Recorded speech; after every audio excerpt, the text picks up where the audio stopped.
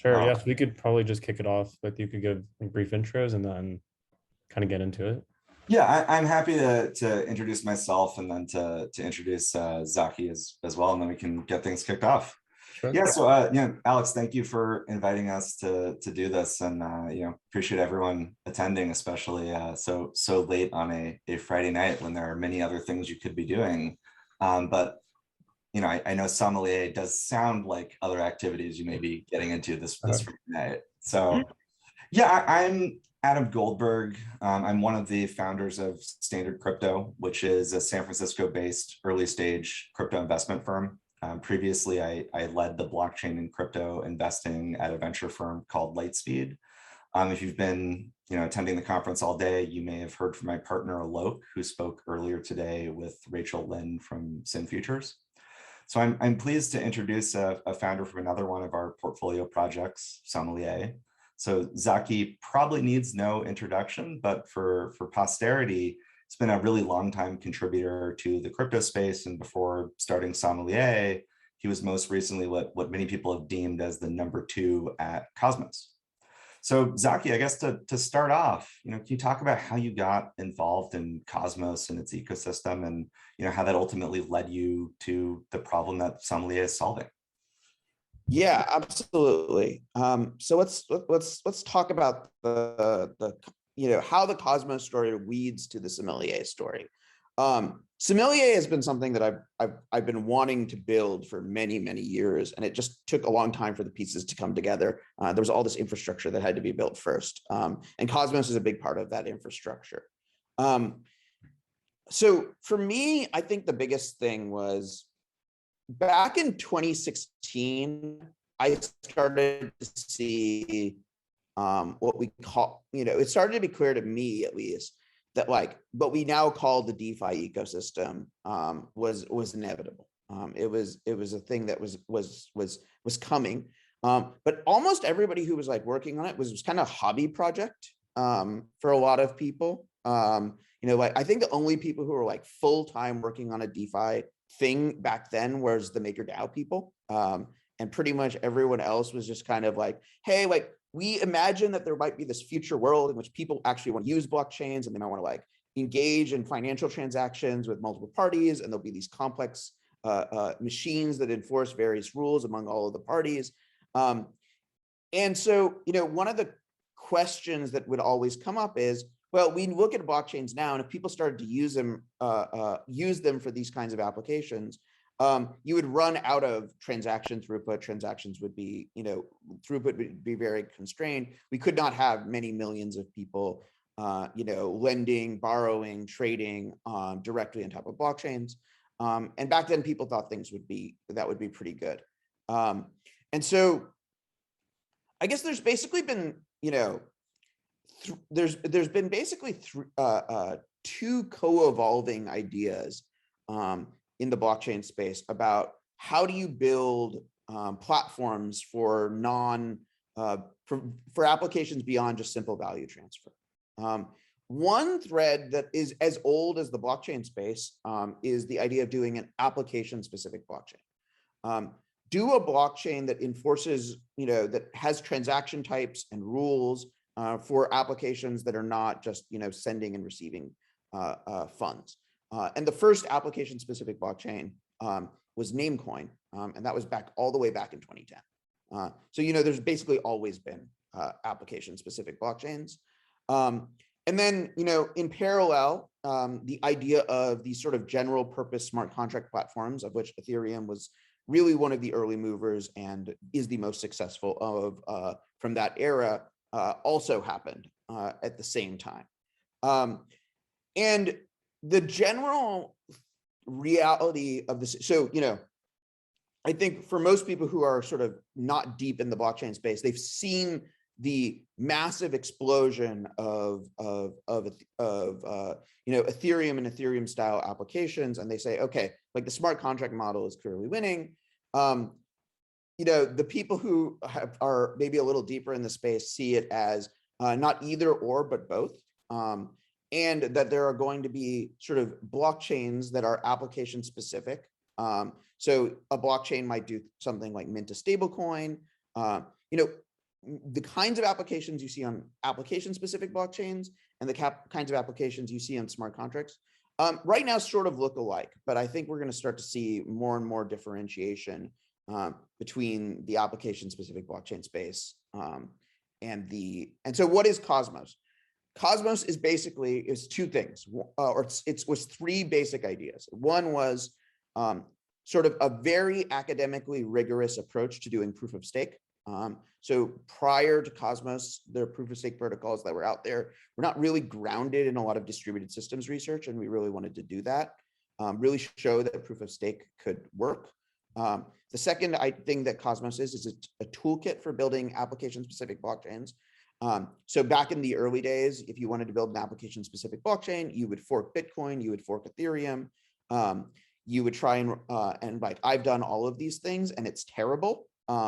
And so what we wanted to do is make it easier for people to build application-specific blockchains, and that has been the work of that was another sort of thread of work of Cosmos. And then the third idea was, these if you build a blockchain, and in order to like connect your blockchain to the rest of the blockchain ecosystem, you have to go to a bunch of exchanges and get them to list you, go to a bunch of different custody providers and get them to connect. It's very hard to build application-specific blockchains.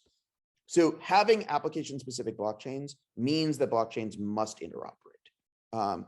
Otherwise, application-specific blockchains will never really work. And so that was the third piece, is we have this interoperability protocol called IBC. And now all three of these things are sort of live in production, managing billions of dollars, and it's kind of crazy. Well, so I think that definitely helps kind of talk about, the Cosmos story and the Sommelier problem, but maybe can you sort of more explicitly talk about what Sommelier does? Yeah, and, okay. So what is Sommelier? Yeah. So again, now we have, what has changed since we sort of, the original Cosmos vision was really, was created, has been the explosion of DeFi platforms on Ethereum and other users of the same Ethereum software layer, the EVM, the Ethereum virtual machine. So now there are just like an endless and infinitely growing number of these DeFi protocols. But the other thing that has, and millions of people, self-custodying their assets, interacting with these DeFi protocols, it's really beautiful. It's really the dreams of 5 years ago have come true. But the thing that I think is that Sommelier is sort of is built to now address is what we are seeing is the first generation of DeFi protocols that really took off like last summer. All of these DeFi protocols at the time were very simple. They basically asked of a user, like pick a protocol, lock up some funds, earn some rewards, and come back later. Maybe you had to check it in them once a day or once a week to engage with them, but they weren't that complicated. But now we are in this like sort of competitive creative destruction battle for sort of building the most useful, the most optimal, the most yield generating, the most valuable DeFi applications out there. And the landscape has become much more competitive. And now the asks of users have gone up.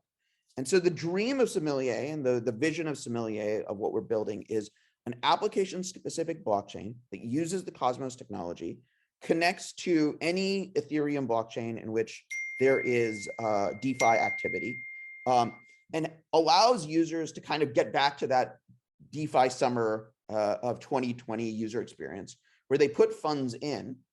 But what Cosmos brings to the table is this idea of validators. And validators, you can think of validators are like a bit like the miners in proof of work blockchains, which might be more familiar to you. But the validators can do more and can be sort of more active participants in these protocols. And what we are doing is we're opening up the validator set to helping manage these funds for users. So rather than a user having to continuously update their positions, continuously input new data, new price ranges into Uniswap v3, et cetera, the validator set does it on their behalf. And that's the sort of core vision of Sommelier, is to keep participating in DeFi sort of open and accessible to the masses. Maybe we can kind of make it a little bit more concrete for a second to help, explain in detail what a use case is.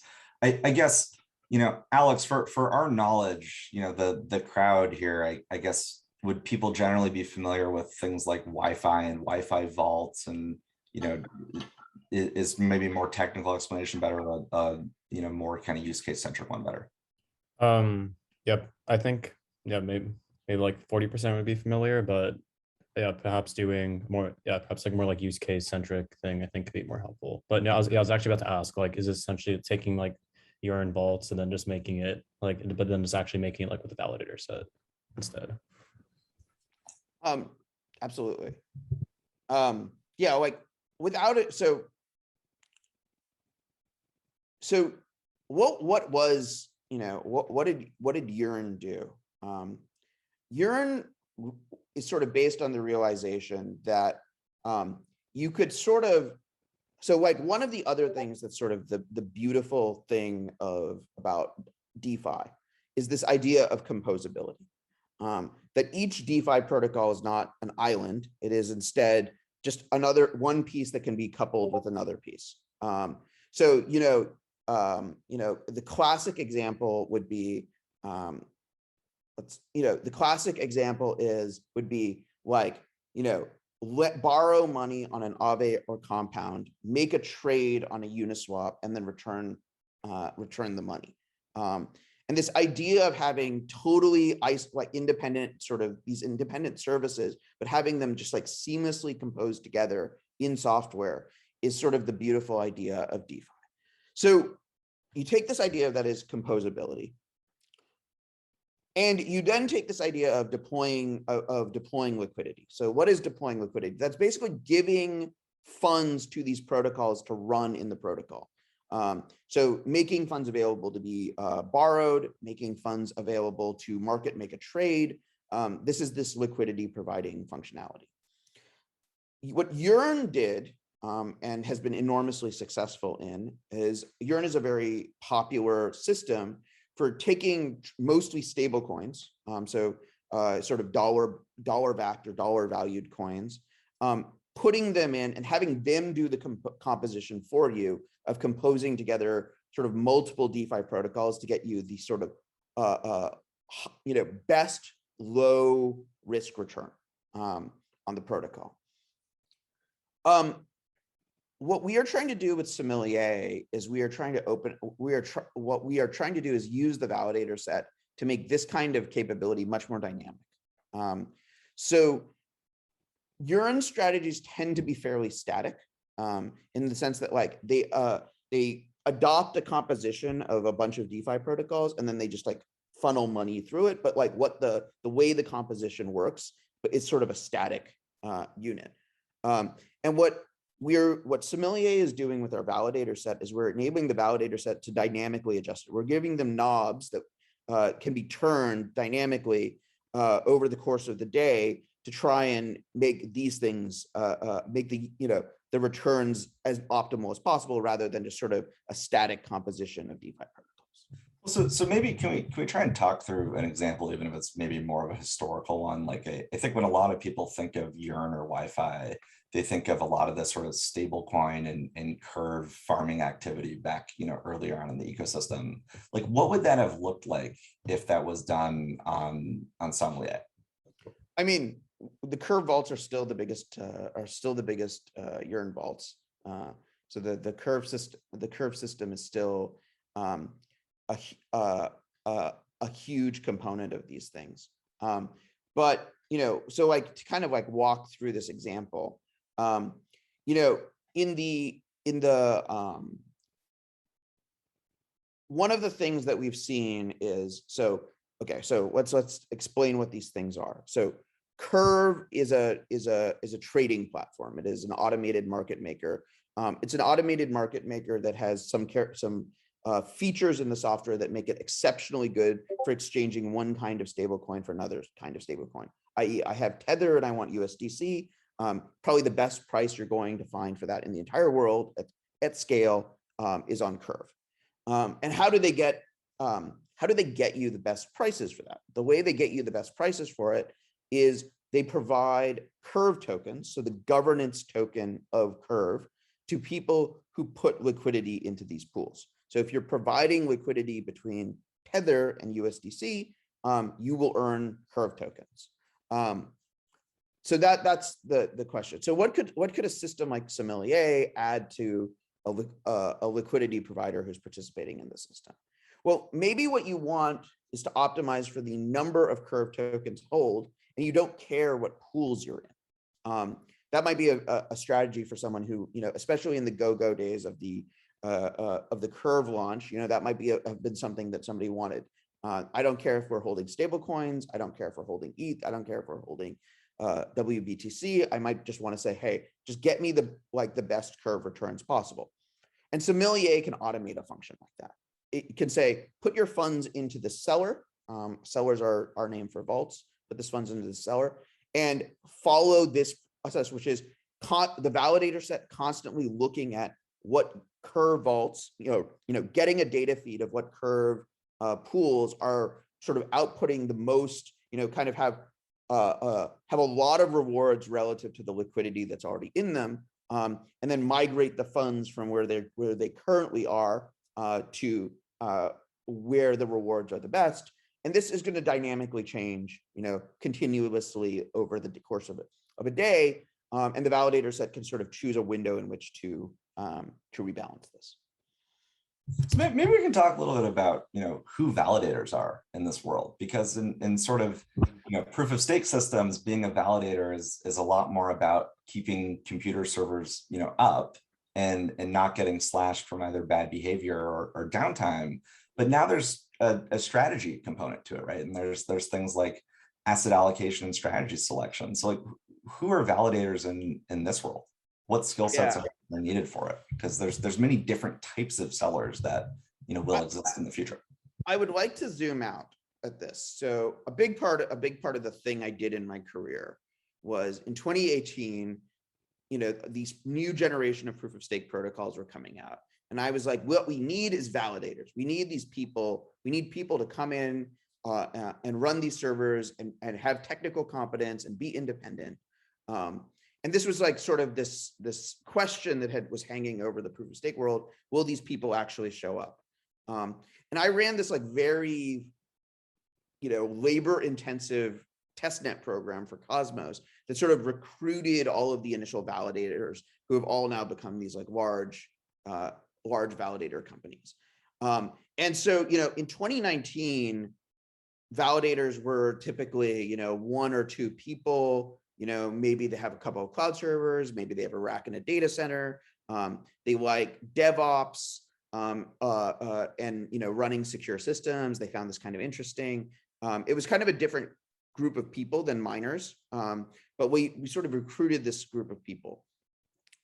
And we have seen, and it was foreseen that if DeFi took off, the pressure on validators to become much more like, trading houses was going to start to increase, where validators have to now sort of, validators have become ever more increasingly financially sophisticated.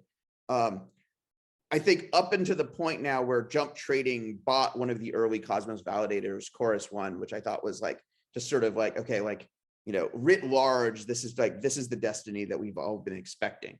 And so what we imagine, what Sommelier is very much responding to, and is when I say that these pieces of infrastructure had to come together for Sommelier to be possible, what we needed was this sort of increasingly sophisticated group of validators to start emerging. And over the last 2 years, validators have gone from people whose primary expertise was, running servers and operating servers, to now they're thinking about things like, how do I interact with taking advantage of arbitrage opportunities on networks that we run. And I think Sommelier is kind of the next frontier, where instead of just sort of taking advantage of beneficial arbitrage opportunities that are available to you as a validator, Now you're going to be trying to look for ways in which to deploy financial sophistication, work with data scientists and quants to provide sort of the best returns for users. Cool. So I have a total softball question, which is orthogonal for you. We have a lot of talent from the broader Columbia ecosystem here. Like, what are you looking to add to the team? And, how can people get in touch with you for those types of roles? Absolutely. We just raised $23 million. So, we are definitely hiring across a broad variety of roles. We are especially looking for people who have an interest in sort of finance and data. These are some of the biggest challenges that we have is, the entire field of making sense of the data that is embedded in these DeFi protocols and trying to build models of it is very much in its infancy. And that's a big part of our story. We are also looking for people who are excited about sort of the financial engineering possibilities of this kind of infrastructure. Zaki at sommelier.finance is a perfectly good place to reach me. And we are definitely hiring. I do know that we have like a whole new jobs thing, like infrastructure that's been percolating, but it's not online yet. Cool. So I guess let's talk more about kind of the future for Sommelier, right? So I think when you think about a lot of the early use cases, right, it's things like sellers, like you talked about, you're very early in permanent loss, protection and hedging. What are sort of other aspects of, what is possible to do in this new sommelier-centric world that you couldn't do on kind of base layer blockchains before within DeFi and even beyond it? I think one of the other things that you're going to see, so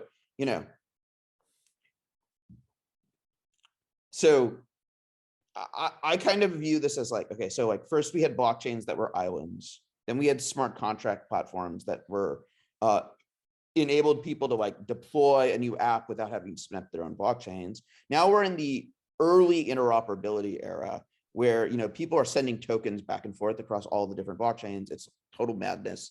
But really the exchange composability is still restricted to that. My dream of what is possible within Sommelier and what Sommelier will entail is to have financial products that are sort of natively composable. One really cool one thing that has come up, and I don't think that Adam and I have ever talked about this before, but it's come up inside of the team, is potentially an example of this. So, we have this this decentralized exchange in Cosmos called Osmosis. It's just fantastic. And the returns on making liquidity available there are phenomenal. Typically 100-200% annualized. But the capital that is on Ethereum, you could sell your Ether, or you could move your Ether across a bridge into Osmosis. That would be your options, but you couldn't natively interact with these things off of Ethereum. And in the sort of future cross-chain composability layer world, like Sommelier as a platform is likely to is sort of moving in the direction of, hey, I just have a front end. I have a smart contract sitting on whatever my preferred platform is, Ethereum, Avalanche, Solana, etc. But I see this yield opportunity. I see this financial opportunity sort of out in the massive, this galaxy of different blockchains that is evolving. You can just put your funds to work there. A validator set will take care of, making sure that you have the right tokens, your funds are deployed in the right place, and that your yields are returned to you. And I think this is really where DeFi at maturity is going to look so dissimilar. It's not just going to be traditional finance with a different look and a blockchain database in the back of it. It's going to be like this fundamental democratized access to new opportunities that is sort of unique and novel. Then, I think we're starting to get some questions from the group, and then we can go ahead and walk through what Alex just asked, but would love to, hear what you all are wondering. This is a really dense topic. Help us make this accessible for you in a way that's useful to you. So Alex asked about, heuristics for deciding whether to build on Cosmos as an app-specific chain versus directly on L1 as a dApp. I think what we've seen so far is, to the extent the best way to answer that question is to answer it from the story of things like of success stories. So, Terra is without a doubt is a big blockchain, very highly valued, built on top of the Cosmos SDK. And like one of the things that basically Terra is doing is minting synthetic assets block by block. Like every block there is a price, and you can create synthetic assets with the transaction, and you can also dispose of those synthetic assets back into the native coin of the Terra blockchain. This is not really possible to do on top of Ethereum. And, to the extent that people have tried to build algorithmic stablecoins on top of Ethereum, they are exceptionally complicated. And the largest algorithmic stablecoin is built on top of the Cosmos SDK because of it allows for this simplification. Another example that I think is interesting is another example of this is Osmosis, which is a decentralized exchange that I had mentioned. And one of the cool things that Osmosis is doing is it's distributing the rewards from providing liquidity every single day at 10 a.m. And it's just fascinating, like how this gets into your psychology. There are probably 30 or 40,000 users. I run an Osmosis validator, and 10 a.m. is kind of a nightmare for validators because like every single person, it's 10 a.m. Pacific. It's the same time everywhere in the world, but it's 10 a.m. Pacific. Every day at 10 a.m. Pacific, like 30,000 people show up and try and figure out what to do with their farming rewards. And these kinds of mechanics of mechanism design are really hard to do on other protocols. And Cosmos has made it really feasible. And I'm expecting that more and more people will start to explore it. I also am sort of, one of my hypotheses about the world is that basically one of the things that you'll see as this sort of application specific blockchain tooling gets better and better is you may see protocols sort of start out on a smart contract platform and then graduate to their own application specific blockchain. Cool. So yeah, I guess what other questions do you all have for Zaki? Alex, do you have any on your end, or I know we could take them through chat, or I don't know if people are able to speak as well. Yeah, if people have any questions, feel free to can raise your hand, unmute, or put in the chat. Hey, yeah, actually I have a question. So, thank you so much for spending the time with us. Super interesting, everything that you guys have been discussing. And my question is related with essentially the timeline. I guess that it's your perspective on the timeline to achieve a good amount of interoperability between Ethereum and the other blockchains. Like that's the first part of the question. When do you think that there's actually going to be a lot of different that the infrastructure, like what you guys are doing, is going to be there, so that interoperability between chains is going to be much easier?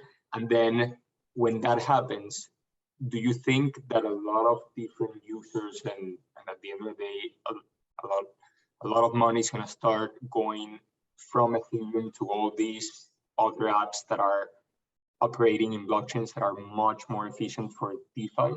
And what's your view on that? So I guess the main way I would sort of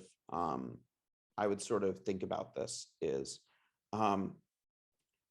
interoperability is baked into the roadmap of every single major blockchain to one extent or another.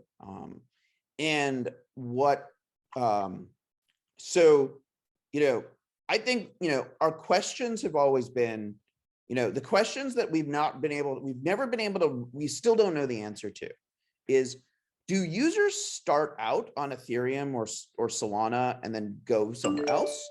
Or is every user sort of are users going to be coming from all directions at the same time? And one of the biggest changes, I think, from 2020 to 2021 in sort of looking at the blockchain ecosystem is that we have migrated from a world in which Ethereum was the clear on-ramp for everything into users are now coming from every single different possible direction. And they enter into the blockchain from one place or another place, and then they sort of start to explore out from there. And so, it's sort of, this may consolidate in the long run, but my expectation is it's going to be like 5 or 6 years before that consolidation really happens. And during this time, there's just going to be like these continuous waves of new users coming in from completely different platforms. People who know about Osmosis and have never touched Ethereum. People who know about Solana and don't know anything about Cosmos. People who joined an Ethereum L2 and doesn't even know what Ethereum is. Like this is I think the more likely shape of the next 5 years. Where chains, there is a brand around each chain, and that brand is attracting a certain user base. And users come into those things and then are going to be like, hey, okay, what is the next hop out in this system? And then what's the hop after that? And they're going to be attracted by, yield farms and other forms of incentive games about, things they can do with their coins. And that's what I imagine the next 5 or 6 years is going to look like. Now, what happens after that has been the hardest thing in my mind to sort of imagine. I think it's been very clear to me that we would get where we are today. Got it. That makes sense. Appreciate it. Thanks. Cool. Other questions for Zaki? Oh, I think Alex, you just asked one in the chat. Yeah, sorry. Absolutely. Okay, so how is IBC interoperability different from all the different bridges that are out there? So, there's the Avalanche Ethereum bridge. There is the Wormhole bridge, which connects a number of different chains. These bridges keep popping up. And when we were building Cosmos, we always sort of anticipated these bridges would come up. I would say that the biggest difference between the sort of bridge ecosystem and the IBC ecosystem, though you're going to be able to cross a bridge and enter into the IBC ecosystem and weave a bridge.